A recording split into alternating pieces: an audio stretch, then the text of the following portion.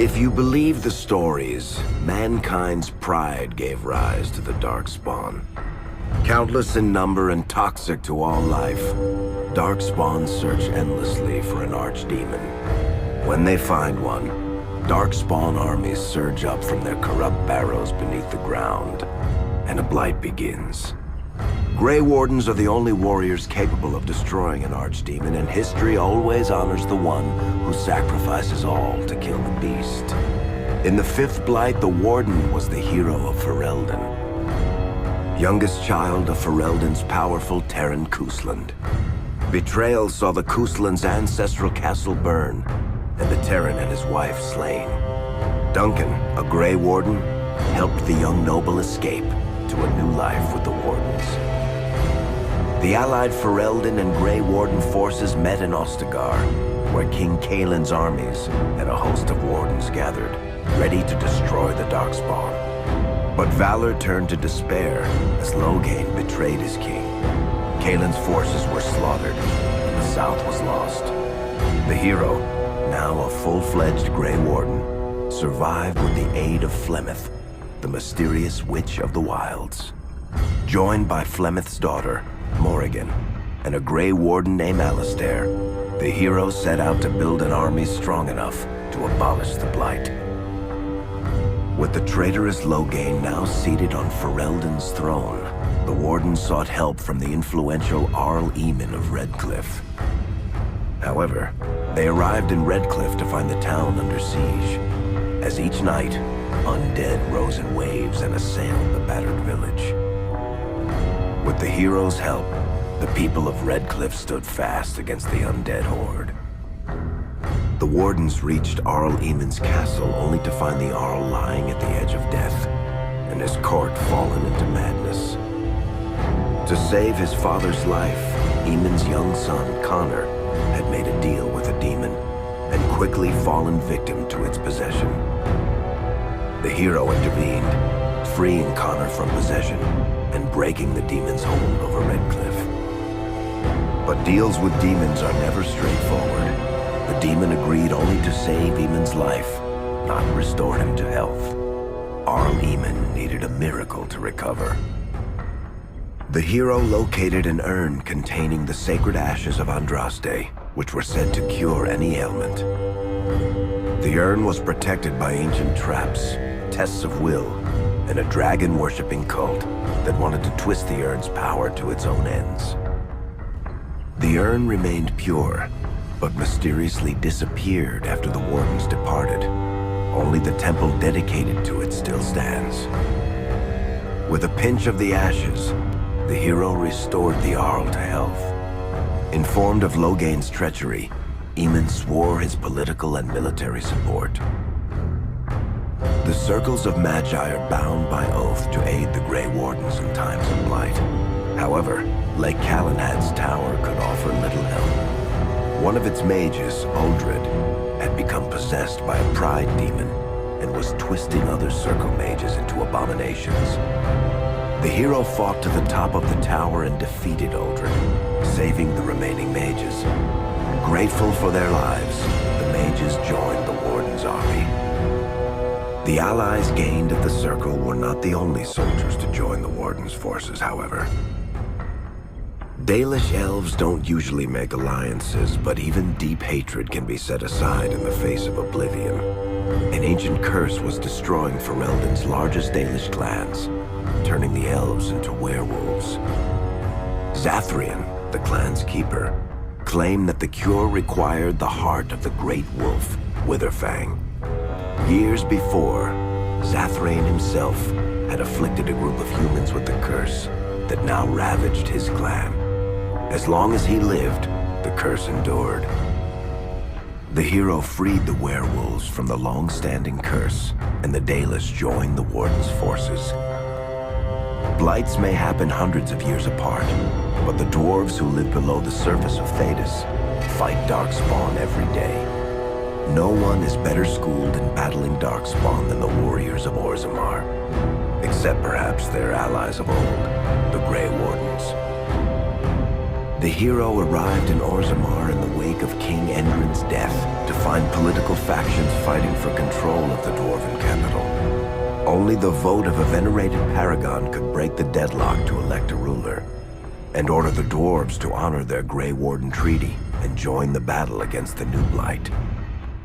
The hero set off to find a paragon named Branka, who had disappeared into the Deep Roads in search of a legendary artifact, the Anvil of the Void, created by the renowned smith Caridin to forge mighty war golems. The hero helped Caridin destroy the Anvil of the Void, along with the dark secrets that could trap a living soul inside a mechanical construct. The hero emerged from the Deep Roads with a master-forged crown to bestow the Paragon's favor upon whichever rival candidate would be crowned king. Balin, the youngest son of King Endrin, who was suspected of foul play, or Haramont, the aging traditionalist backed by the Dwarven Assembly. Balin followed his father to the throne. He leads with a ruthless but progressive hand, seeking to re-establish ties to the surface kingdoms. With Dwarden's strength now bolstering the Warden's army, the hero had to deal with Loghain so Ferelden could stand unified against the Darkspawn before the Blight swallowed the world. The kingdom of Ferelden stood divided. While some nobles supported Loghain's regency, others condemned his inaction against the Darkspawn. Civil war brewed, and Arl Eamon called a landsmeet in hopes of curtailing the conflict and removing Loghain from the throne. Alistair ended Loghain's life in the name of justice for the Wardens who died at Ostagar. As the Warden's united army massed in Redcliffe, the Darkspawn overran Denerim, laying siege to Ferelden's capital city. The hero's army fought valiantly through Denerim and broke the Darkspawn's siege. On Fort Dracon's highest tower, the hero's strongest allies fought alongside the Warden in a final heroic battle against the massive Archdemon. The Archdemon was killed without the sacrifice of a Grey Warden's life. With no Archdemon to lead them, the Darkspawn scattered. Most fled underground, still teeming in number and always seeking a new Archdemon to awaken. The shattered kingdom of Ferelden embarked on a long journey to recovery. In the Blight's aftermath, strong leadership was crucial.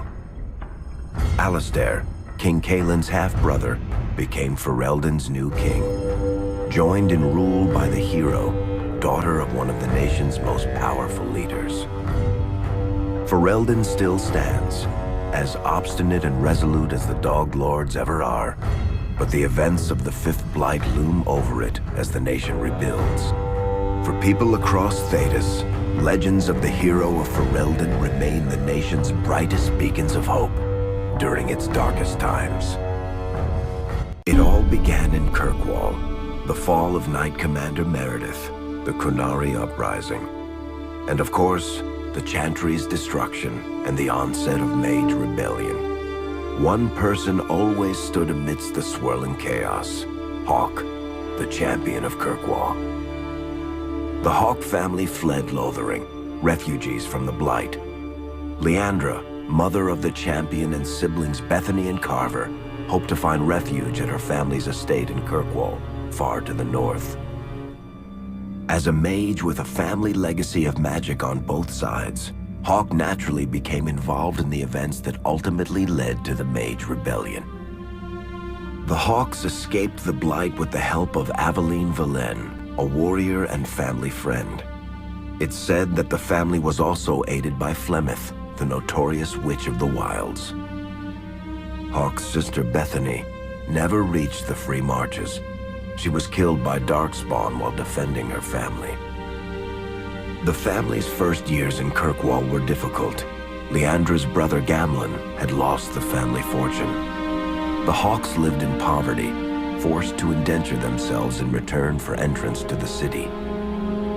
To pay off the debt, Hawk was forced to work for a gang of smugglers. All the while, Hawk and Carver did their best to hide Hawk's magic from the Templars. Opportunity eventually struck in the form of a dwarf named Bartrand Tethras, who was planning an expedition to the Deep Roads. It was a long shot, but with gold gained from the expedition, Hawk could free the family from its criminal creditors and further Templar scrutiny. Hawk met a rogue Grey Warden named Anders, who possessed detailed maps of the deep roads. These maps were crucial to the expedition's success. Once Hawk obtained them, everything else fell quickly into place. Out of concern for his safety, Hawk insisted that Carver stay in Kirkwall rather than accompany the expedition. Hawk did find ancient dwarven treasure, but the group also stumbled upon a statuette formed from a strange red lyrium. Upon returning to the surface, Hawk learned that Carver had joined the Templars, pursuing his own fate instead of living in his sibling's shadow.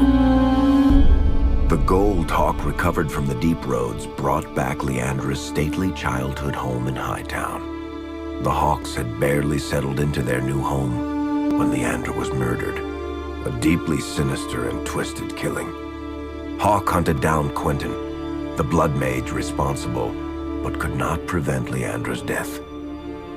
Leandra's tragic death was part of a critical problem facing Kirkwall. Rising tension between the city's mages, who felt increasingly oppressed, and Templars, who grew increasingly suspicious of their activities. Adding to the strain, a large contingent of Kunari had also established themselves in Kirkwall, much to the growing discomfort of the city's rulers. After their dreadnought was shipwrecked many years before, a group of stranded Kunari were allowed to remain in a cordoned-off area in Lowtown. As time passed, the Kunari made no effort to return home, and offered no explanation about why they remained. Tensions rose to a breaking point.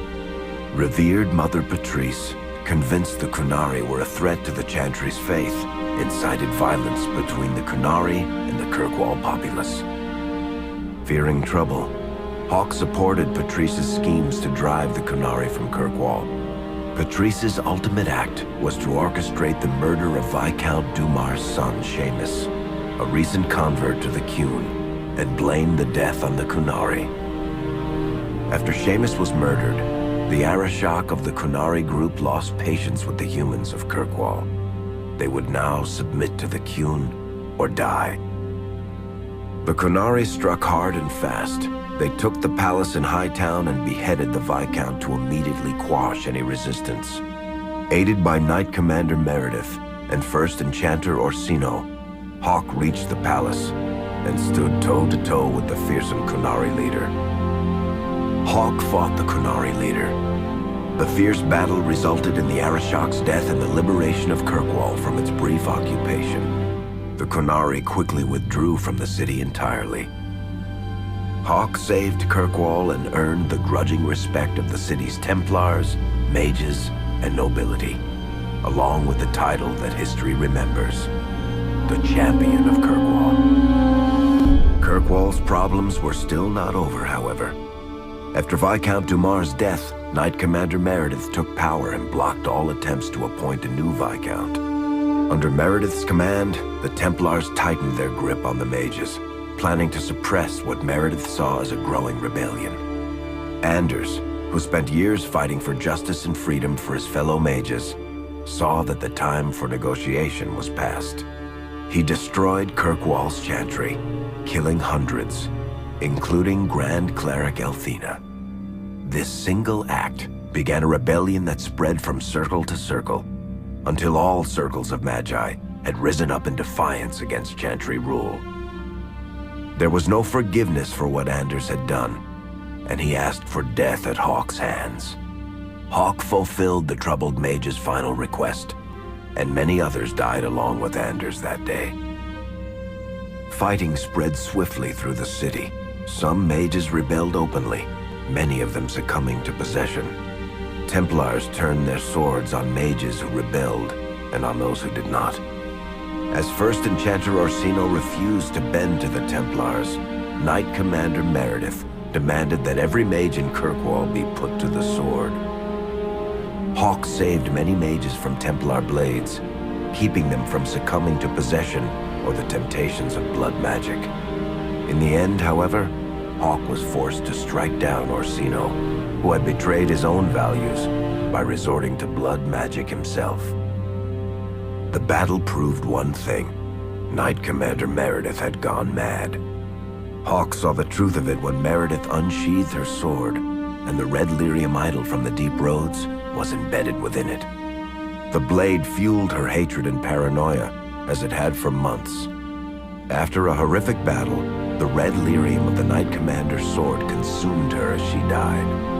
Meredith became a statue, her face a frozen mask of horror. Little is known of the champion since that final battle. However, Hawk's story lives on in legend and song. Memories of the indelible changes the champion of Kirkwall brought to the face of Thedas. The Mage Rebellion in Kirkwall was felt throughout Thedas, the news spreading like wildfire. The Templars clamped down in response, but each new restriction only made things worse. Led by Grand Enchanter Fiona, the mages voted for independence. The Circle of Magi would govern itself, without the Chantry and especially without the Templars. The result was cataclysmic. 2 circles were destroyed. Those within killed to the last mage, before the rest fled into the wilderness. Perhaps the mighty Empire of Orlais could have intervened in the war before it began, but that was not to be. Grand Duke Espard began a deadly civil war against Empress Celine, vying for the Orlesian throne. The mages were offered safe haven in neighboring Ferelden, but the Templars followed, and so their battle spread across all of Thedas. As head of the Chantry, Divine Justinia ordered the Templars to stand down.